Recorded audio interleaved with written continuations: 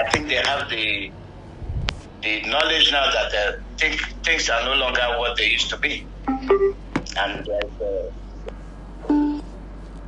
Capo Daniel, we welcome you today, and we'd like to hear from you because you've been away for about 2 weeks now. So we've missed you. So go ahead and talk to us about your take on what took place. Oh, thank you, Mazi Alozie. Yeah, the march past that took place in Brussels was really fantastic. The reception was wonderful, both on the 14th and on the 15th. The turnout was really, really great. In particularly, most of the delegations that came in out of Brussels, out of Belgium, you had people from Germany that came in, people from France, across Europe. They drove in vehicles. Some even booked bus. They demonstrated a lot of resilience in the diaspora community for both 3 states, the state of Ambazonia, the state of Biafra, and the Oduduwa state of the Yorubas. It was a powerful demonstration of unity. For the first time, African people that are they are taking out initiative, not being sponsored by an NGO or being motivated by an international organization, but indigenous people taking initiative by themselves to stand together, come together like one person to demand for the right of self-determination. I think it was really something that our generation have never seen before. Since the granting of some type of political independence to many African states, there have never been a time when African people by themselves, without any budget coming from any state, will organize themselves to demand for one thing.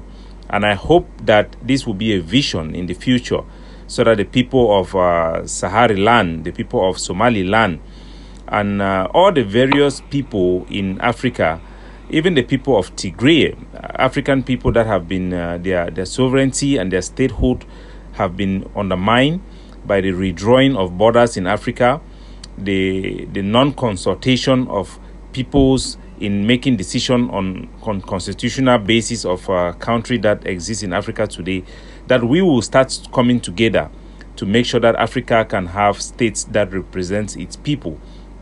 And having this outlook is very important. So this is very good. This is very good. It's very historic, and this is the beginning of this Pan-African movement that we have seen the birth in this 21st century. There have been a lot of talk about Pan-Africanism, a rejuvenation of the spirit of a United States of Africa, and this can only happen if African countries and African states actually represents the people of those states and their aspiration. Imagine the people of Biafra, the people of Ambazonia. These are people who have embraced their nationalism as something that belongs to them, the people, not something that was given to them by the white man, but people who have evolved as a state, as a country, and as a people, and they want to exert themselves. If people were wondering why after 60 years the African Union have not evolved into an African state, it is because those states are superficial organizations, superficial frameworks that have been imposed on their people by Western nations. They have never sat together and think about Africans as a people. How do we govern ourselves? How do we draw up constitutions that will guarantee power sharing amongst the various tribes and amongst the various people that belong to those countries? How do they draw a framework where the people of those countries will equally have access to the capital that will be generated from the natural resources from those countries? It has never happened. So you find a country like Nigeria, where the political framework do not benefit the Yorubas of the former Lagos Protectorate state, or the Biafran in the former Eastern Protectorate state of the former Nigeria. And Cameroon also, that is composed of 2 different countries, the Ambazonian people and the French Cameroon people. The country was imposed by the French. The framework does not guarantee power sharing or the sharing of their resources. So you have many examples like that across Africa, in Somalia, in Ethiopia, across Africa, that people are being minimized because of European arrangement. But it is a new day, it's a new dawn. Africa have risen up. We have seen indigenous people have risen up in Europe to assert themselves, and we hope that other African countries and states will rally themselves and really support our movement. and give us a voice. You are talking about a movement of people who constitute more than 150 million Africans. That is bigger than even the population of South Africa. Ambazonian, Biafra, and Oduduwa, we are far bigger than the whole of Ethiopia in terms of population. So we cannot be ignored anymore. It was not televised on CNN and Al Jazeera and all the big networks as expected, because, as they say, revolutions are not televised. Revolutions must be talked about by revolutionaries like you and me, like on this our show, the Biafra radio channel on the Ambazonian Communication Network. We must champion ourselves, our voice, and we must encourage our people to engage media, like mainstream media like CNN and Al Jazeera.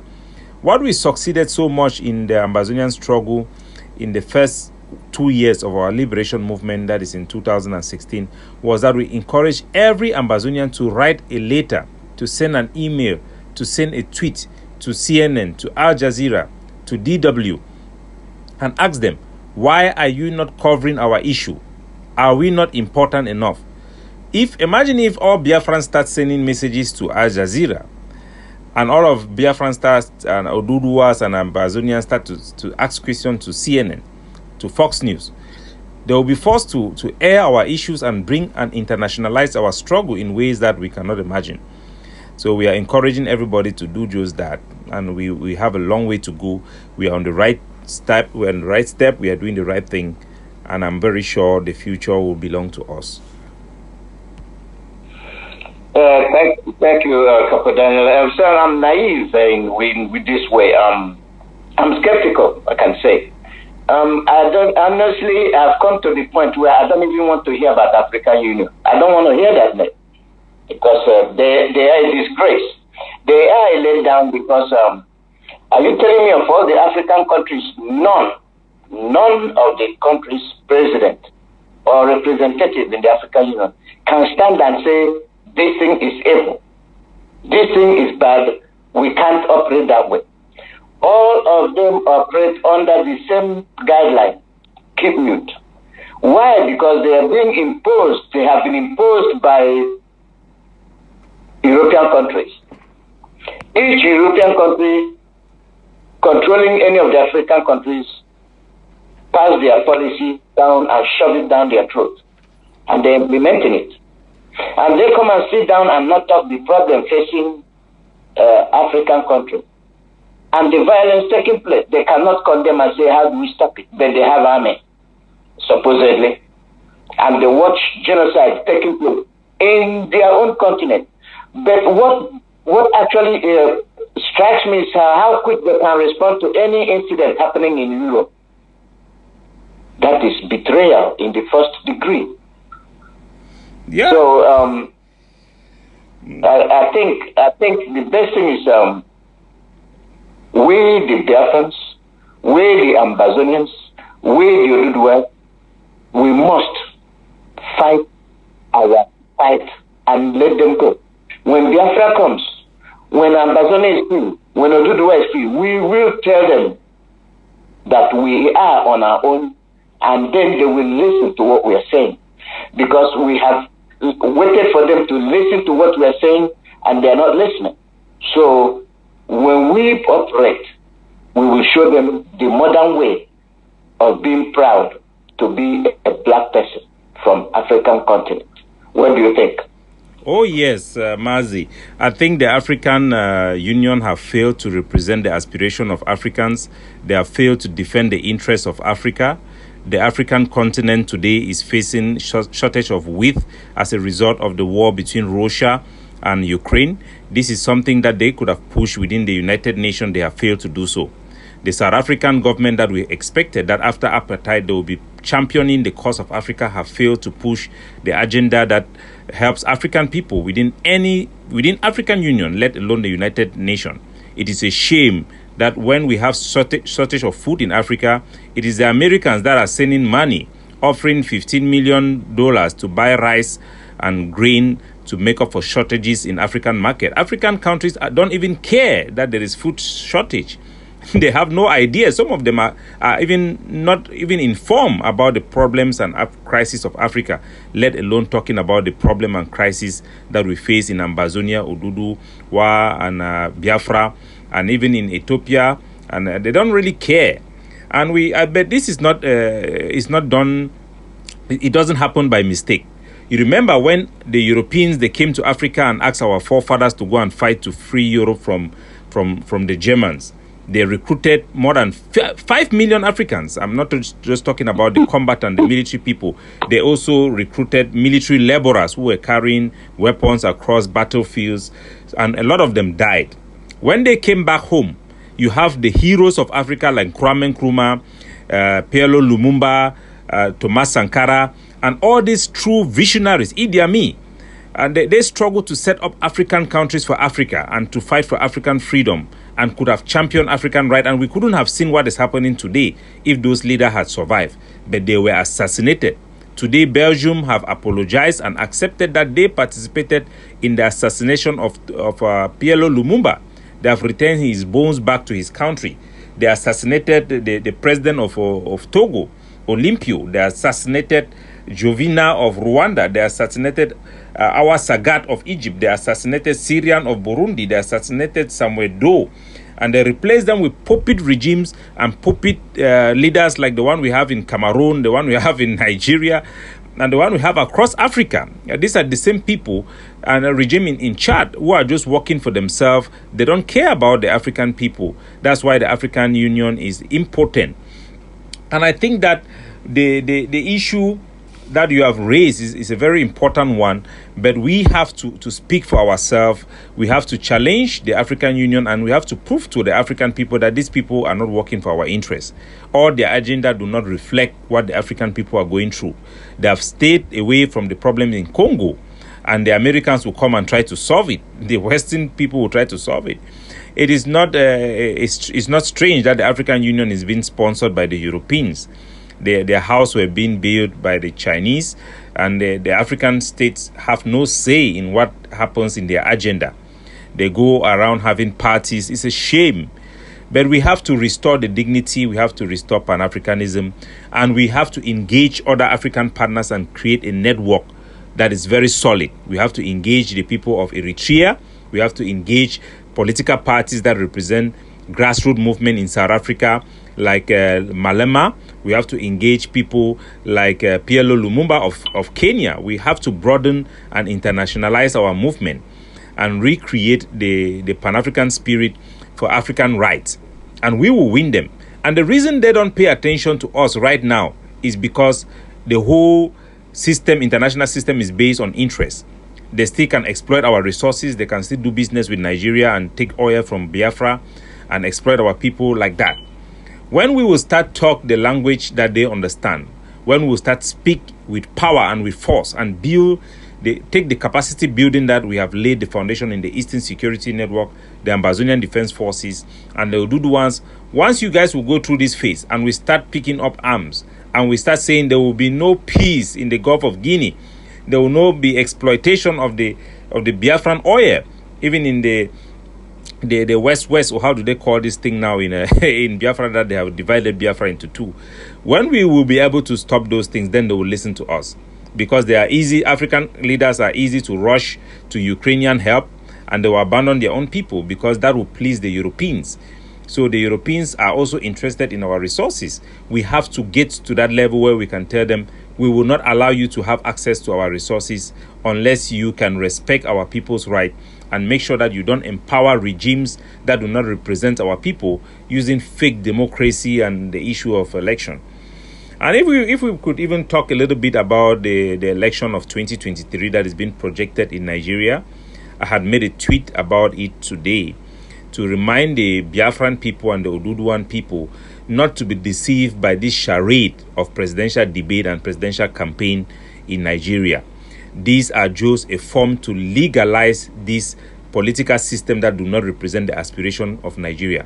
It will be an opportunity for the state that is in place in Nigeria to go around and share 500 naira for Nigerians to sell their soul and legitimize this fake regime of a zoo to continue to exploit them, bring them destitution and poverty for the next 5 years, and force Biafrans, Oduduwans to keep on migrating abroad for greener pastures and abandoning their resources to be exploited by the Fulani network that have been put in place.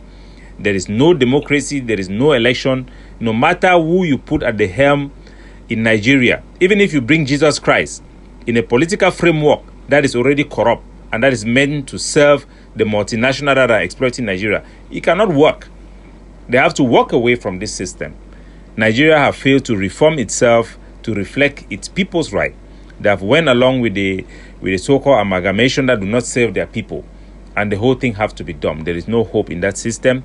This election will be a distraction, and the Biafran people, the Oduduwans, they have to make sure that they protect their interests by stopping this charade of a fake election that will be taking place in Nigeria. Yes.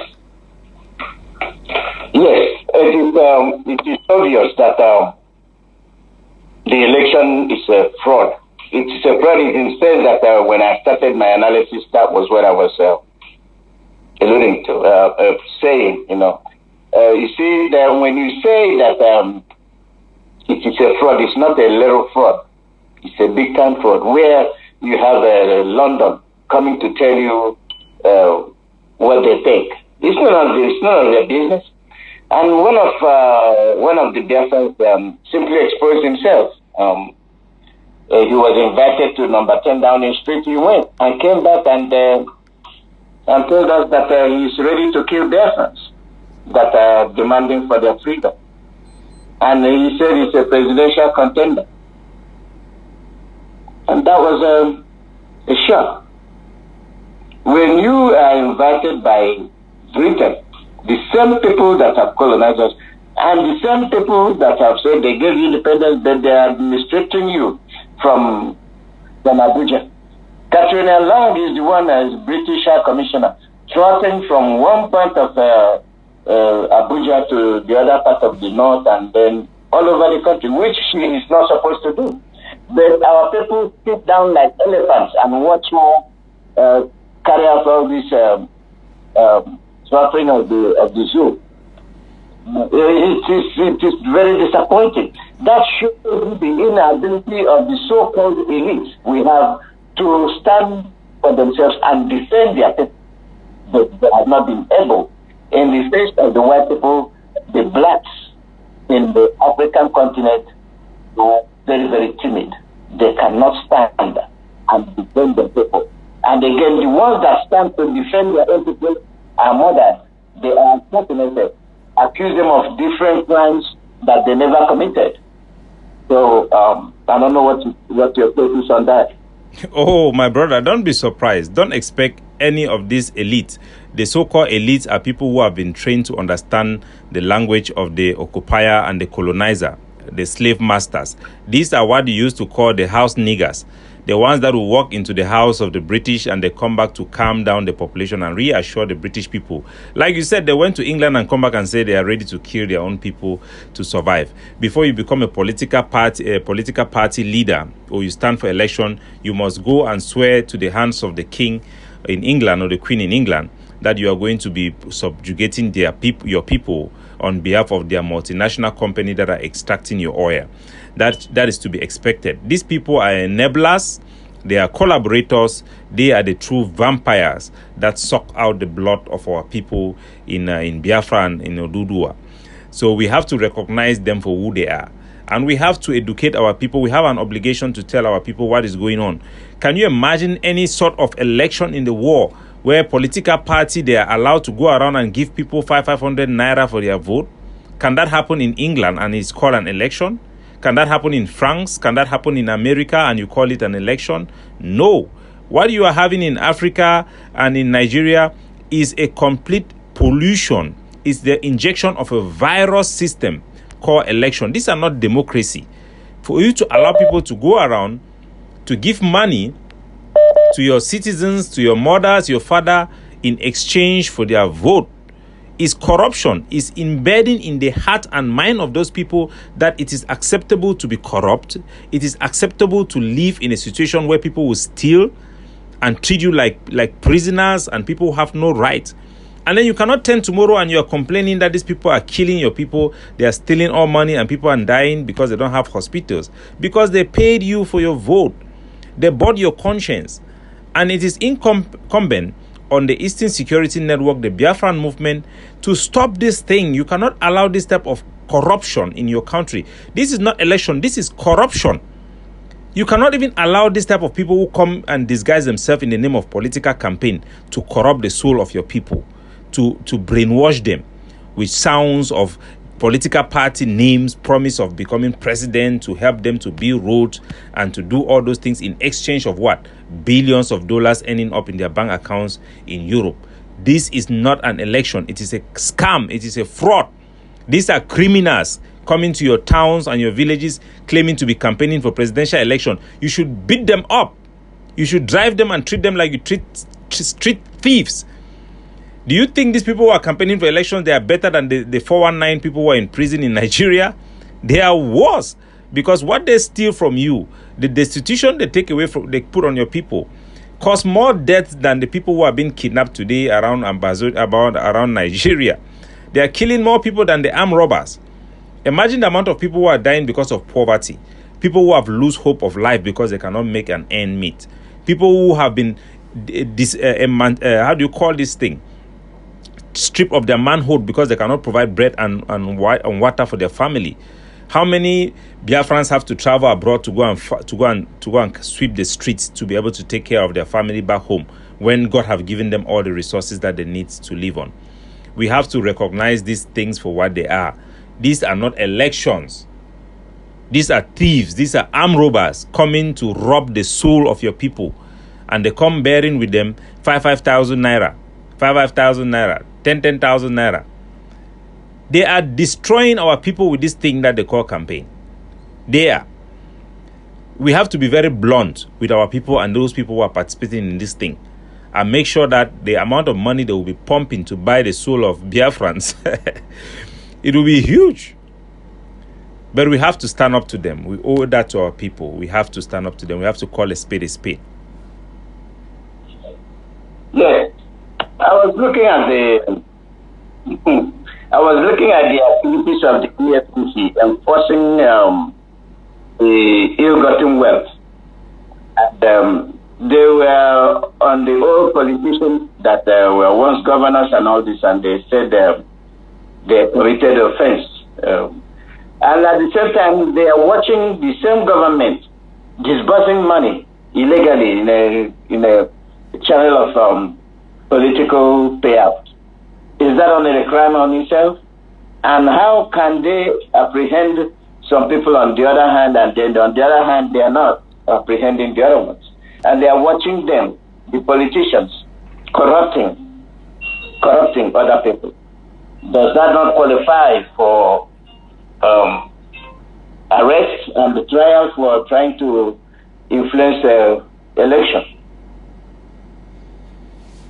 Like I say, my brother, you cannot have two types of water coming from the same spring. Clean water and dirty water cannot come from the same spring. Or there is no good that will come out. That's why Mazi Alozie call it a zoo. There is nothing good that will come out from Nigeria. There is nothing good that will come out from Cameroon. Go up, come down, there will be nothing good. They will just come and tell you, we'll make things better. We don't want things to be better. We want to make things good. We want to empower our people. We don't want this corruption. We don't want this blood money. We don't want this system of government. We don't want this political framework. We want complete independence for our people. Let our people have their rights. The people's right, the indigenous people's right, are enshrined in the fundamentals of international law. Our people deserve that. We cannot be playing around with the aspiration of our people, and we should not undermine the aspiration and even entertain forced debate with these people who will be coming to tell us, oh, we'll catch few thieves here and there, we will make anti-corruption thing, while we know that their own armed forces, the DOS, the SARS, are the real terrorists. These are the people who are beating up our people on the street mercilessly with impunity. So these are criminals. This system that have legalized criminality, that have legalized murder of our people, should end. So when a thief come carrying the name of SARS SARS or how they call it, DDS or whatever they call themselves.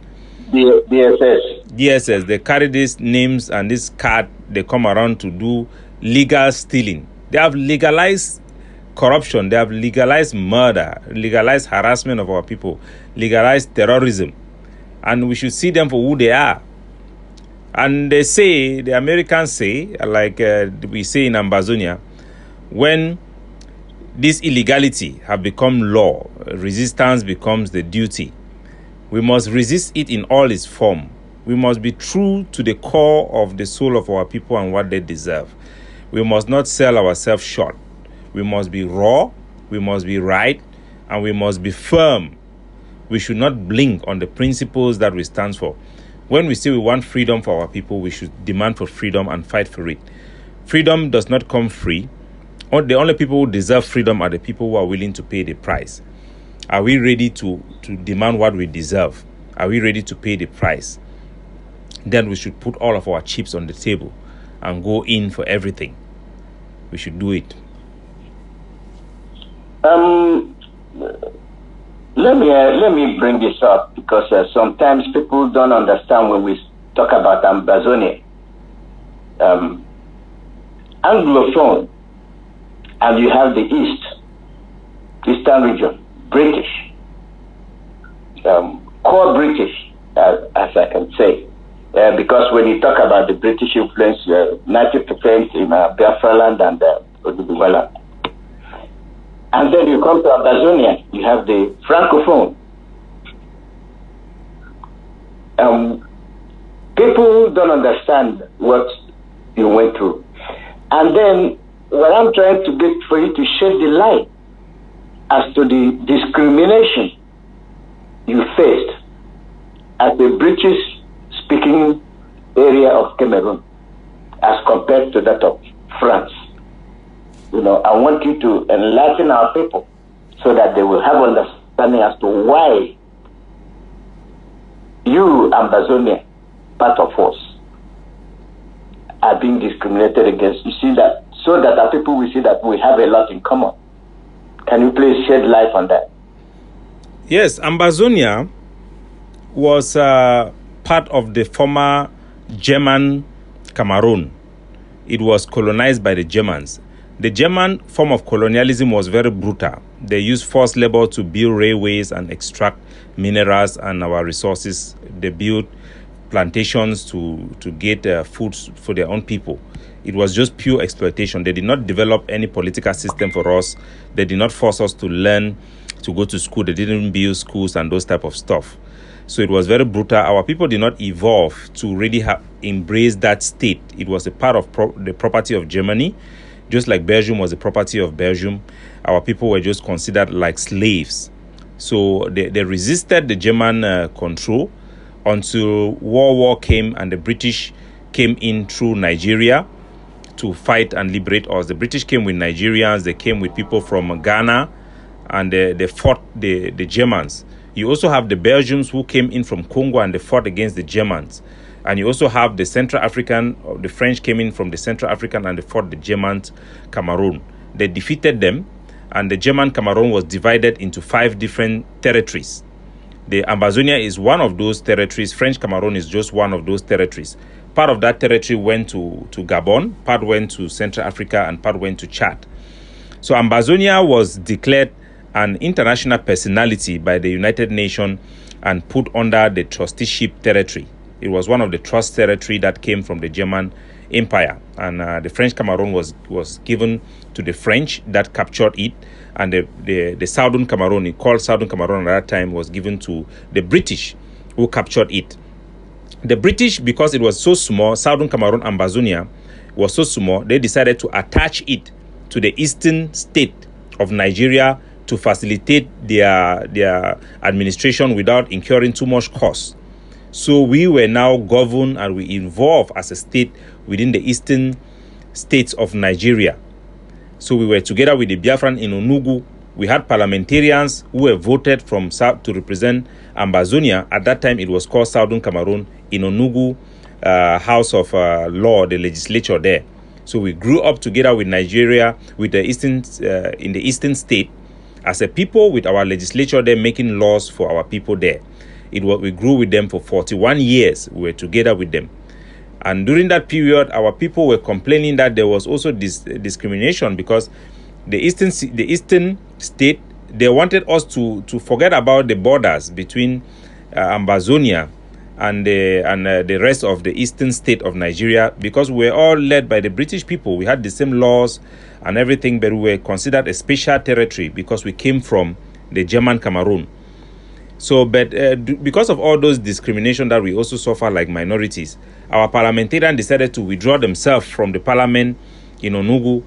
And because they decide to withdraw themselves, the Eastern Parliament, House of Parliament, could no longer rule us. The Nigerian government could no longer rule us.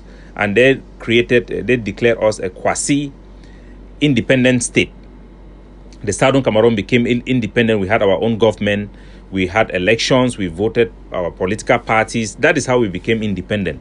And eventually, because of the status we have as a trusteeship territory, we were guaranteed independent under the United Nations Convention. So we applied for the United Nations. We say we can govern ourselves now. We have banks, we have police force, and we want to have complete independence. So the United Nations tell us, you people are too small. You must either join Nigeria or you join Cameroon. But that was against international law. So we voted to join Cameroon as a federal state of two separate countries with equal status. One country, two system. But instead of Cameroon to accept us like two separate countries, like we voted to join them, they just sent in their army. After the Nigerian army withdrew from our territory when we had our independence, and the British army, they just sent in their army and take our people by force and impose their constitution on us. And since then, they have been trying to wipe out our history to claim that we are now one with Cameroon. They must impose their French system on our English system. We used to have our own judicial system separate from them, which is the same with that of Biafra and Nigeria. The common law system. We had our own educational system that was unique, that was following the British system. They just started to dismantle it, and it violated our identity. They outlaw our identity. And when we advocated that, no, we have to unite as two equal countries, like the United Nations guarantee us in our independence, they ban us and they call us terrorists for fighting for these things. So that is why we pick up arms in 2016, when they started to replace our judges with French judges, our teachers with French teachers. We could not accept it because language is very fundamental to a people. We have been tolerating them for the past close to 60 years, and we could no longer tolerate them when they violated our issue of language and went ahead to ban our nationalism. So we say, no, it is our right to come out to separate from you guys. We are going to do just that. That is the crime they have been committing. The French government, led by Biafra, they are Fulani, and they collaborate with the Nigerian Fulani. They're running a ring around us, and that is why it became necessary that we unite together to avert this mess. And I wanted this history for our people to understand that when these people plan, they try to carry out, and being supervised by their colonial powers, their colonial masters. And we tend to see act as if everything is in order. It's not in order. A case of how impotent, how ineffective African leaders are was the case of the COVID. You see, most of the African countries could not rely on their own medication, knowing that their own medication is very potent when it comes to COVID. They abandoned it. And even the World Health Organization told them, don't even bother taking your own medication. You have to take ours. Economically, they don't want you to sell your product, and then they will be the ones to buy it.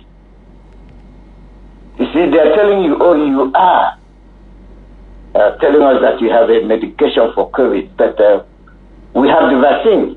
We have done that. We have done it, but they are putting us down. None of the African leaders I'm still calling attention of our important African leaders.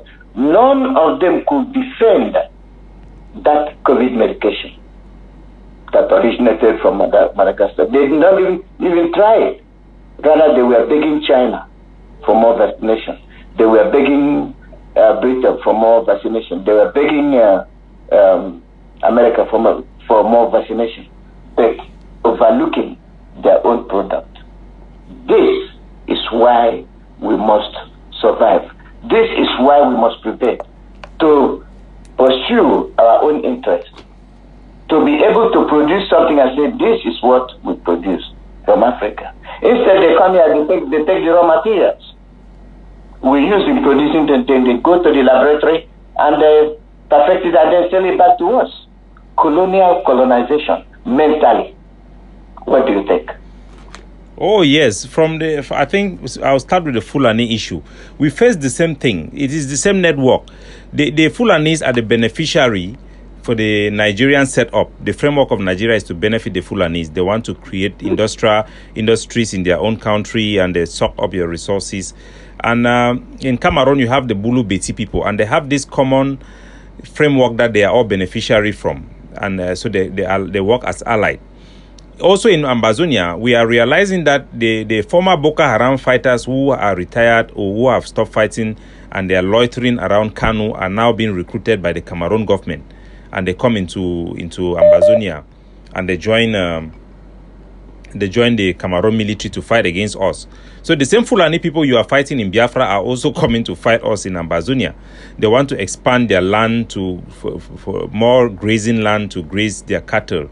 And they think that we are easy target because the international system do not protect us. We are victims.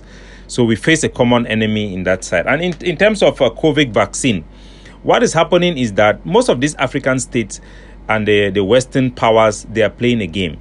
The presidents and most of the leaders of this country they are there. They do what they call scratch my back and scratch your own. They are there to exploit Africans and allow the Europeans to have access to our resources. So they have been given millions and millions to these states to fight the COVID pandemic. And they know that these states are embezzling this money. They actually publish that 90% of the money given to these countries to fight COVID-19 are being squandered. But yet, they do nothing about it. And the states, they know it's a game. Of course, we have people in Africa who have not had any vaccine. They have gone through COVID and it's like normal flu for them. So we have local remedy for COVID as we know today. People are sick of COVID today and they can treat themselves with African remedy. But the Europeans and the World Health Organization, they care less because they know that there is a racketeering going on. The African presidents are racketeer masters. These are gangsters. They are there, they receive this money in terms of aid. These are payouts. When they give them this money, so they will be silent when it comes to other international matters that can resolve our problems. They will be silent because they are benefiting from this racketeering going on about COVID. Remember that the money that was embezzled in Nigeria for COVID was publicized by the World Health Organization, the World Bank, and the IMF. What recourse did they take? Nothing.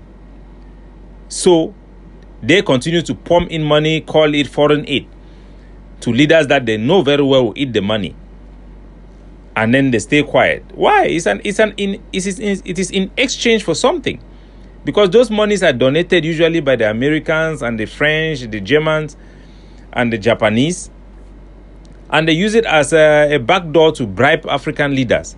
So if an African leader take that money and eat it, tomorrow they want to come and use his people for experiment. Do you think he will stop them? He will stay quiet because his hands are dirty. So, Mazi, as you know, every good thing comes to an end. We have run out of our 30-minute slot for today. We are into the 40-minute, and I think we should round up. Thank you very much. And who was about during the seminar there. Thank you, Mazi. Capo Daniel, thank you, and we'll see you next week if your chance. Thank you very much, Mazi Alozie. It's my pleasure. Yeah. Thank you very much. Goodbye. Have a nice day. Bye-bye.